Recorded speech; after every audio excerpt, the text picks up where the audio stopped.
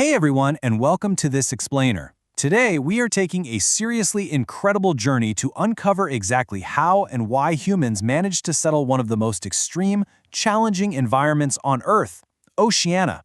Now, usually when we think of a highway, we picture ribbons of concrete and asphalt, right? But for thousands of years, the single most important transit route on the planet was actually made of water. We like to call it the Great Blue Highway. All right, let's just dive right in. I want you to picture the vast Pacific Ocean, kind of looking down at it from space. It is this massive, seemingly endless expanse of blue, dotted with just these tiny, scattered islands. Asking ourselves how the earliest humans managed to navigate that and settle in literally the most remote corners of the globe is honestly one of the greatest mysteries and triumphs of human history. Think about it for a second. Think about how reliant we are today on digital maps just to find a new coffee shop across town. Now try to imagine crossing the world's largest ocean without any of that. The earliest voyagers traversing Oceania had absolutely no GPS, no combustion engines, no printed maps, nothing. They relied entirely on the natural world around them, just the stars above and the ocean currents below. So, here's our game plan for today. We'll start with the ancient voyagers, then move into push versus pull factors, shift gears to modern migration and climate, and wrap it all up with the big question. Okay, Section 1, the Ancient Voyagers. Let's look at the very first migrations into this massive region. Our story kicks off over 65,000 years ago.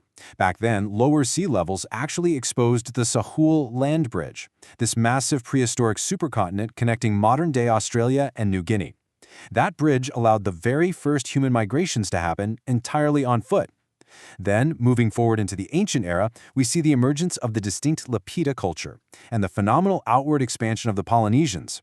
They moved out from Southeast Asia and absolutely conquered the Pacific, not on foot, but in masterfully crafted outrigger canoes.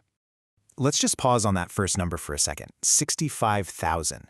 That represents the timeline of the Aboriginal Australians. Tracing their roots all the way back to that Sahul Land Bridge crossing, they hold the awe-inspiring title of the world's oldest continuous living culture.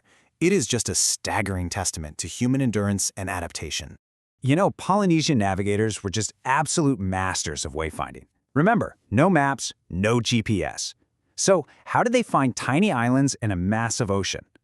Well, they read the night sky like a giant compass. They knew that following specific birds, like the frigate bird, which never sleeps on the water, meant land was just over the horizon. They could literally feel the ocean swells beneath their canoes, reading the water's vibrations almost like Braille to know if a coastline was near. It was an absolute, undisputed mastery of environmental science. Moving right along to Section 2, push versus pull factors. These are basically the universal drivers of human movement. Okay, so to really understand migration, we have to start with a push. Think of this as the kick-out. Push factors are the negative conditions or sudden crises that drive people to leave their current home. It's a force that aggressively pushes you away from your origin point. You don't necessarily want to leave, but the circumstances dictate that you absolutely must. On the flip side, we have the pull. If a push is a kick-out, a pull is the magnet. Pull factors are those positive conditions, the hopes, or the new economic and social opportunities that actively draw people toward a specific new destination. You are attracted to a new place because of what it offers you. So, let's see how this actually plays out in Oceania. For a classic pull factor, think about the Australian gold rushes in the 1850s. That was a massive magnet, drawing waves of people from all across the globe who were seeking instant wealth and opportunity. Then on the push side, we have a very modern, urgent crisis. In low islands like Tuvalu, where the highest point is just a few meters above sea level, rising waters are actively pushing communities out, forcing them to seek higher, safer ground. Which brings us to Section 3, modern migration and climate. Let's look at the urbanization and environmental shifts happening right now. Today, we're witnessing this massive, continent-wide shift from rural areas straight into urban centers. It's completely transforming where and how populations live in Oceania. People are trading the vast, quiet isolation of places like the Australian outback for the dense, bustling, highly developed skylines of major cities like Sydney.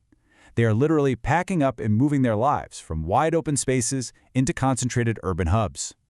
So, why the sudden shift to the cities? Well, it all comes back to those pull factors we just talked about. Modern cities like Sydney in Australia and Auckland in New Zealand are acting as massive economic magnets. They are the primary destinations pulling people in, and the main attractions? The promise of stable jobs and the opportunity for a much better education. The economy and the social infrastructure are the real magnets here. But economics are definitely not the only driver right now. Climate change is stepping in as an unprecedented modern-day push factor. It is severely impacting traditional land rights across Oceania.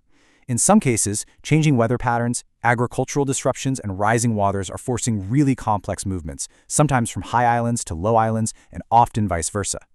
This environmental push is creating what a lot of call a climate refugee crisis, where the land itself is forcing the movement.